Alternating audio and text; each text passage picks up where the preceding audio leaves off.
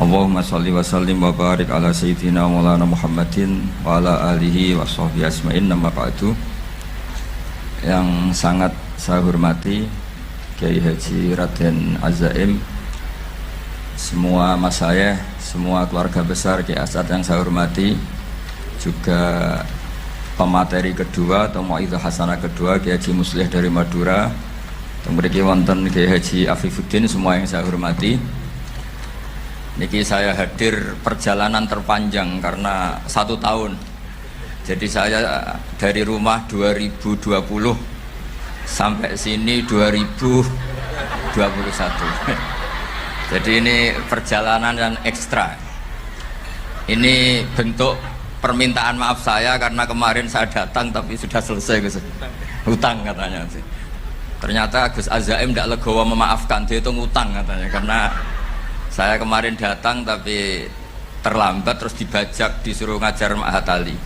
Tak pikir itu sudah bayar, ternyata masih diutangkan. Nah ini sudah selesai, berarti saya sudah jadi orang baik lah kira-kira gitu sudah. Jadi sudah bayar utang gitu. Saya mau cerita sebentar tentang khol. Dulu 84 guru saya Kiai Haji Maimun Zubair, semua mas saya se-Indonesia rawuh ke sini untuk muktamar, termasuk bapak kandung saya Kiai Haji Nur Salim ikut datang, ikut menyaksikan betapa pondok ini zaman itu masih Kiai As'ad jadi tonggak sejarah penting dalam NU, yaitu kembali ke Khittah 26. Kita tahu NU dulu itu ormas, kemudian era Gus Wahid jadi partai politik, era Gus Dur karena saran beberapa kiai, wafi muqaddimihim ada Kiai As'ad, Kiai Ahmad Siddiq dan beberapa kiai, kembali lagi ke Khittah 26, yaitu menjadi ormas, organisasi masyarakat yang menaungi, yang mengayomi, yang menganjurkan mazhab ahli sunnah wal jamaah. Tadi Gus Azaim cerita betapa pentingnya para pendiri, para muassis yang diibaratkan sebagaimana pohon. Saya masih ingat Dawe Mbah Mun. Saya nanti cerita mas saya sebentar, terus cerita kitab Al-Ataqoh As-Somadiyah dikarang Said Muhammad, fawaidnya maksudnya. Kalau Islam Arab, ini kata Mbah Mun, kalau Islam Arab itu contohnya kayak pohon kurma, jadi kuat. Dan wajah tasbihnya itu di daunnya tidak jatuh. Tapi kalau Islam Indonesia kata Mbah Mun itu kayak padi, jadi ya agak doyong-doyong sedikit gitu. Jadi untuk menghadapi angin besar itu pilihannya dua, Anda kekar kayak kurma atau fleksibel kayak padi. Jadi ya doyong-doyong sidik gitu. Ada koruptor sowan, salam templeknya ya diterima gitu. Ada calon bupati cantik ya didukung, pokoknya agak-agak doyong gitu. Tapi baru kayak doyong itu nggak bisa roboh karena fleksibel. Jadi kazar in akhraja syatahu, jadi ada dua tamsil. Karena memang menghadapi orang fasik, orang dolim ini, kita sebagai ulama itu ya kebingungan. Ini mungkin Ki Afif bisa bahsul masail ini. Karena pertanyaannya gini, saya berkali-kali digojlok sama bapak saya. Berteman orang fasik hukumnya gimana? Pasti dijawab haram. Tapi kalau pertanyaannya dibalik, membina orang fasik hukumnya gimana? Baik. Dan bisa membina kalau berteman.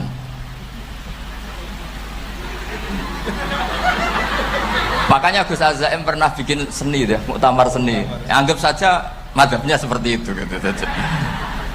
Jadi ya agak doyong-doyong sedikit. Masa ketop berteman orang yang macam-macam, tapi itu fleksibel. Nyatanya tetap soleh sampai sekarang gitu. Itu berarti itu ya gitu kata Mbah Mun itu. Jadi untuk menahan angin yang besar pilihannya hanya dua, Anda kokoh kayak pohon kurma atau fleksibel kayak padi. Nah Islam Indonesia kata Mbah Mun itu pari wae katanya, padi. Jadi ungkapan-ungkapan para masyayikh ini penting karena khazanah yang saya baca. Saya berkali-kali cerita ini dalam kitab Khilyatul Auliya. Itu Abu Nu'aim Al-Asfihani cerita tentang riwayat Sufyan bin Uyainah, ini gurunya Imam Syafi'i. Itu setiap kali Nabi Isa dan Yahya, ini dua nabi yang sekurun, sama-sama masih muda. Nabi Yahya itu senengannya dolan ke orang-orang soleh, menyambangi orang-orang soleh. Tentu itu bagus. Tapi kalau Nabi Isa ini suka menyambangi orang-orang yang fasik, orang-orang yang nggak jelas. Ketika dua beliau ini ketemu, tentu yang perlu jawaban Nabi Isa karena kontroversi, berteman sama orang-orang yang nggak jelas. Kata beliau, innama ana tabibun udawil mardo. Seorang kiai, seorang nabi, orang yang baik itu ibarat dokter. Di mana-mana dokter tuh ngobati orang yang apa? Sakit. Kalau Anda dokter dan peneliti satu penyakit, pasti cari daerah yang banyak pandeminya. Masa neliti pandemi di orang-orang yang apa? Sehat. Jadi ini juga perlu dibahsul masail karena tadi dibolak-balik itu. Bina orang berteman orang fasik hukumnya haram karena wa in kana dasarin fajannibhu sur'atan. Tapi kalau bina orang fasik hukumnya baik. Bisa bina kalau berteman. Jadi fikih itu ya karena dibolak-balik. Makanya sholat juga gitu. Sholat yang tumak ninah yang lama itu ya bagus. Masa jagongan mbek pangeran nggak asik? Jagongan sama teman aja asik, masa jagongan sama pangeran tidak apa? Asik. Tapi kalau Ibnu Abbas sholat tuh cepet. Ketika ditanya, kenapa kalau Anda sholat cepet? Setan baru tata-tata mau goda, saya sudah selesai. Karena setan itu ya jaga jaim tuh, jaga image. Jadi kalau mau goda orang itu ya surinan dulu, macak-macak dulu. Ternyata mau ke situ sholatnya sudah selesai. Lah kebetulan mazhab saya itu yang kedua itu gitu. Jadi kalau Gus Azaim itu sholat lama sekali, itu ada madhab tandingan, yaitu madhab saya. Itu karena ini sepuh saya, meskipun top beliau tapi sepuh saya. Saya sudah 50, beliau baru 40. Ini berarti baru memulai kiai. Kalau pakai umur nubuah ini baru memulai. Jadi madhab itu penting. Jadi pembanding itu harus diutarakan. Sehingga dalam fikih manapun itu sebuah madhab itu harus diuji itu lewat pembanding. Dulu itu setiap debat fikih antar ulama itu mesti nggak ada yang menang. Misalnya saya kiai kelihatan miskin tuh ya baik supaya santri-santri yang miskin itu punya teman gitu. Karena rata-rata santri itu miskin, nah dikancani kiai kan seneng gitu. Tapi problemnya kiai yang miskin itu ya nggak bisa nolong santri karena dia sendiri apa? Miskin. Makanya dulu Imam Syafi'i itu pengagum orang miskin. Setelah ngaji Imam Malik tanya, ya Imam Malik, orang yang sealim jenengan itu siapa? Jawabnya Imam Malik lucu. Dulu Abu Hanifah, sekarang orangnya sudah meninggal ya. Ilmunya dititipkan atau diwaris oleh Muhammad bin Hasan Asy-Syaibani. Akhirnya Imam Syafi'i dibiayai Imam Malik ke Irak. Imam Syafi'i miskin, bisanya ke sana dibiayai Imam Malik. Itu seperti Abu Ya Said Muhammad masyhur, ini murid beliau. Kalau ada santri boyong kan mesti apa? Disangoni. Ketika datang ke Irak, Muhammad bin Hasan Asy-Syaibani itu nata uang, nata emas itu di ruang tamu. Jadi ngitung uang itu di ruang tamu. Miliatan. Ini kaget, ini kiai kok kedonyan kata Imam Syafi'i gitu. Tapi apa kata Muhammad bin Hasan Asy-Syaibani? Anda kagum ini, Anda kaget ini. Kalau kamu menyoal orang soleh kaya, ini tak kasihkan orang-orang fasik. Biar dipakai judi, dipakai selingkuh, dipakai maksiat. Jangan-jangan. Harta ini harus tetap di orang soleh. Kalau ke orang fasik, bahaya. Berarti kiai boleh kaya, boleh.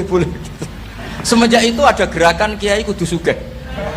Ya ada yang kesampaian, ada yang enggak gitu aja. Tapi karena kalau pakai logika fikih, harta itu fitnah. Oke, seakan-akan harta itu masalah. Tapi kalau ini dikuasai orang dolim, maka masalah besar. Jika orang-orang soleh ini harus juga menguasai harta. Nah, terus lama-lama dikiaskan kekuasaan. Kalau yang kuasain orang fasik, orang tidak sholat, ribet. Akhirnya kiai terus dukung, ya akhirnya ikut politik tadi. Nak menawa bupatinya kena diatur gitu. Diatur kon sholat, orang ngasih proposal, maksudnya diatur keng sholat maksud. Ini cerita-cerita apa logika fikih. Makanya saya sering ngaji kitab-kitab itu, diantara yang saya suka adalah ada dialog besar yang terjadi di antara orang-orang pilihan, termasuk bahkan di antara para nabi dan Tuhan. Jadi unik, Allah sendiri kadang mengajari kecerdasan para nabi itu ya lewat dialog.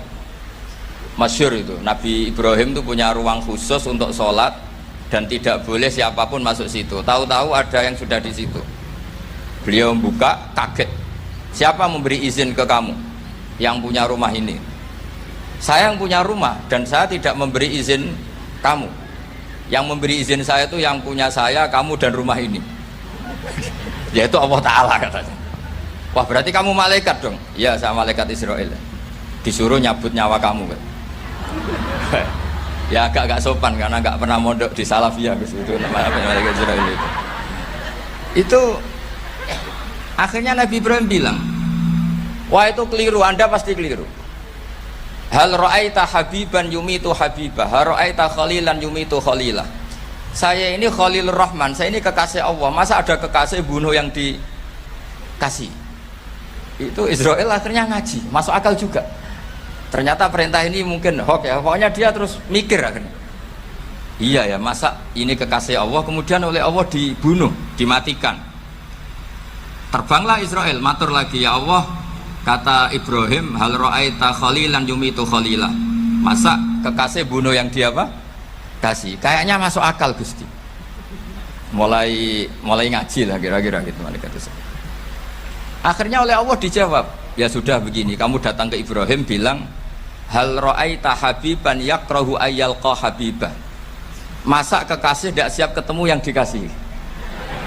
Nah, jadi akhirnya Nabi Ibrahim, Israel datang lagi. Logikanya sekarang enggak gitu, begini katanya, diajarin. Hal ra'aita habiban yakrahu ayyalqa habibah. Masa kekasih tidak siap ketemu yang dikasih? Kata Ibrahim, oke, ya, terus mau meninggal. Jadi kalau jenengan cinta betul sama Allah ya harus, ya tidak usah, jangan sekarang tapi. Kalau mati di rumah aja, kalau di pondok ngerepotnya kiainya nanti. Tapi nanti setelah punya cucu banyak lah. Nah, barokahnya baca ini, dialog-dialog orang pilihan ini akan tersibak. Karena tidak dalam semua kebaikan itu nggak ada logikanya, rata-rata ada logikanya. Misalnya begini, kalau Anda orang soleh, kemudian anak Anda pamit mau sekolah di Jerman, pilihan Anda mengizinkan apa enggak? Karena potensi jadi fasik ya tinggi, karena di tempat-tempat potensi berdakwah dari daerah yang untuk daerah yang tidak ada dai-nya menjadi ada. Itu mesti ulama itu berdebat. Misalnya punya anak pamit mau kembali atau keluarga. Yang satu cara berpikir optimis. Awal ada dai di beberapa negara Eropa itu ya barokahnya imigran, pekerja, mahasiswa. Dan semua itu bumi Allah, harus ada tasbih, harus ada tahmid. Dan itu harus dimulai dari kemauan atau mengizinkan anak asuh kita ke sana. Tapi di sisi yang lain potensi jadi fasik itu tinggi sekali. Wamana iman pas-pasan. Nah, hal-hal seperti ini itu pasti jadi perdebatan. Dan kita harus menjawab. Dan tadi kayaknya di semua Basul Masail Pondok Salafiyah jawabnya pede semua, nggak ada ragu, nggak ada khilaf. Baguslah kalau pede. Meskipun nanti mungkin ada ulama lain yang cara berpikir apa?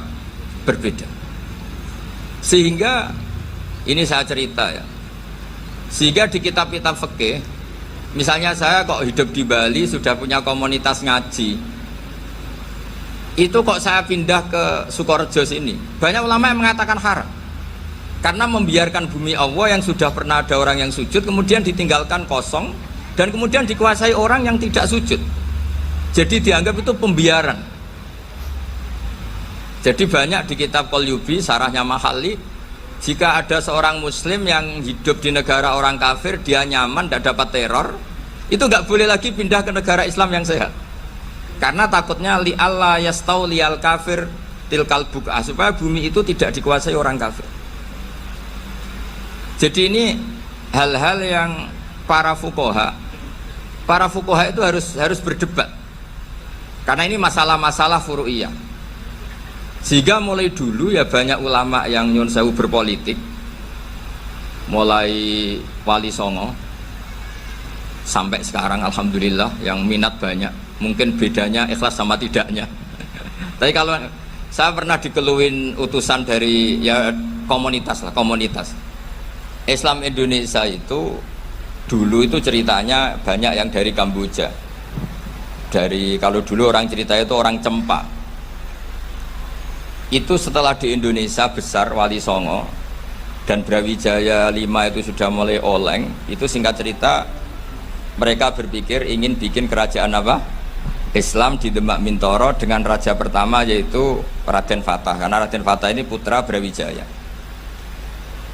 Padahal setelah jadi kerajaan ini era cucu sudah konflik, berebut kekuasaan. Akhirnya sampai jadi Jipang, jadi Jogja, jadi Solo dan seterusnya. Tapi kata Mbah Mun itu tetap barokah.